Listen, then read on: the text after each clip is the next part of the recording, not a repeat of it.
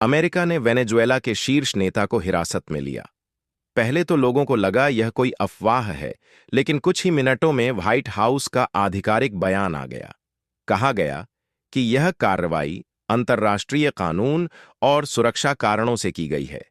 यहीं से एक नया वैश्विक संकट शुरू हो गया। स्टोरी वेनेजुएला में गुस्सा कराकस की सड़कों पर भीड़ उमड़ पड़ी। लोग हाथों में झंडे लेकर नारे लगाने लगे। संसद की आपात बैठक बुलाई गई। सरकार ने इसे देश की संप्रभुता पर हमला बताया। सेना को अलर्ट कर दिया गया। सीमाओं पर सुरक्षा बढ़ा दी गई। आम जनता डरी हुई थी।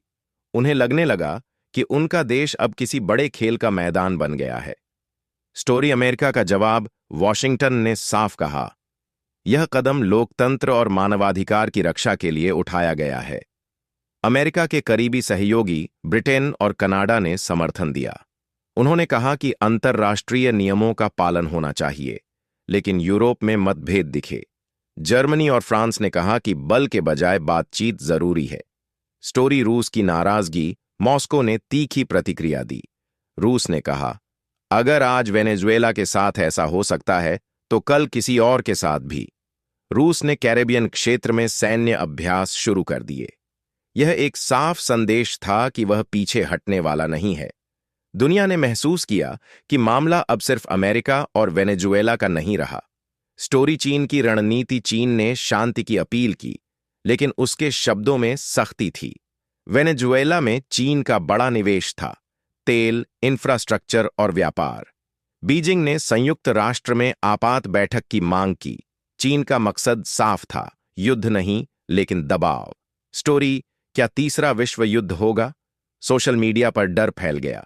लोग पूछने लगे, क्या तीसरा विश्व युद्ध शुरू होने वाला है? क्या परमाणु हमला होगा?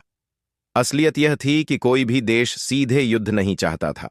आज की लड़ाई टैंकों से ज्यादा तेल, पैसा, साइबर अटैक और कूटनीति से लड़ी जाती है। तेल की कीमतें बढ़ने लगीं। शेयर बाजार गिर गए। यह संकेत था कि दुनिया इस संकट को गंभीरता से ले रही है।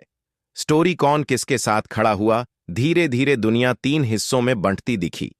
अमेरिका के साथ खड़े देश, ब्रिटेन, कनाडा, कुछ यूरोपीय देश और जापान। राजनयिक समर्थन वेनेजुएला के समर्थन में।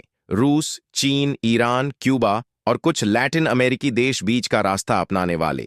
भारत, ब्राजील, दक्षिण अफ्रीका और कई एशियाई देश। स्टोरी, भारत की संतुलित नीति। भारत ने बयान दिया, संप्रभुता का सम्मान और संवाद ही समाधान है। भारत किसी भी गुट में खुलकर नहीं गया।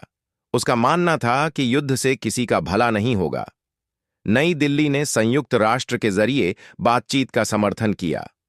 स्टोरी, संयुक्त राष्ट्र में टकराव सुरक्षा परिषद की बैठक तनावपूर्ण रही। अमेरिका और रूस आमने सामने थे।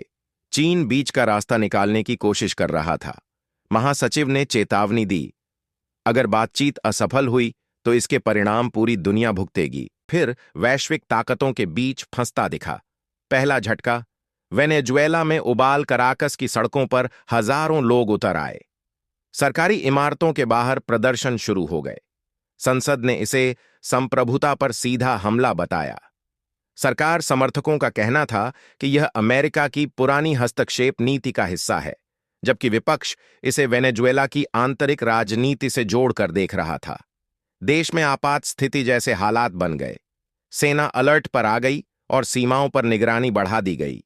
अमेरिका का पक्ष। चैनल को लाइक, सब्सक्राइब करिए और ऐसा धमाका वीडियो देखने के लिए वॉशिंगटन ने साफ कहा कि यह कदम लोकतंत्र, मानवाधिकार और अंतर्राष्ट्रीय कानून के तहत उठाया गया है। अमेरिका के सहयोगी देशों ब्रिटेन और कनाडा ने बयान देकर कहा कि कानून के दायरे में की गई कार्रवाई का समर्थन किया जाना चाहिए। हालांकि यूरोप पूरी तरह एकमत नहीं था। फ्रांस और जर्मनी ने संयम बरतने और बातचीत के जरिए समाधान निकालने की अपील की। रूस और चीन की एंट्री। मॉस्को ने तीखी प्रतिक्रिया दी। रूस ने इसे खतरनाक मिसाल बताते हुए कहा कि अगर आज वेनेजुएला है तो कल कोई और देश हो सकता है। चीन ने भी चिंता जताई। वेनेजुएला में उसके बड़े निवेश और तेल समझौते थे। बीजिंग ने संयुक्त राष्ट्र में आपात बैठक बुलाने की मांग की। रूस ने कैरेबियन क्षेत्र में सैन्य अभ्यास बढ़ा दिए। चीन ने कूटनीतिक दबाव तेज कर दिया। दुनिया को लगने लगा क्या यह टकराव और बढ़ेगा? क्या तीसरा विश्व युद्ध होगा? सोशल मीडिया पर डर फैल गया। WW3 शुरू होने वाला है। परमाणु युद्ध की आहट जैसे हैशटैग ट्रेंड करने लगे। लेकिन हकीकत इससे अलग थी। कोई भी महाशक्ति सीधे युद्ध में नहीं जाना चाहती थी। आधुनिक युद्ध सिर्फ बंदूकों और मिसाइलों से नहीं, बल्कि अर्थव्यवस्था, साइबर अटैक और ऊर्जा आपूर्ति से लड़े जाते हैं।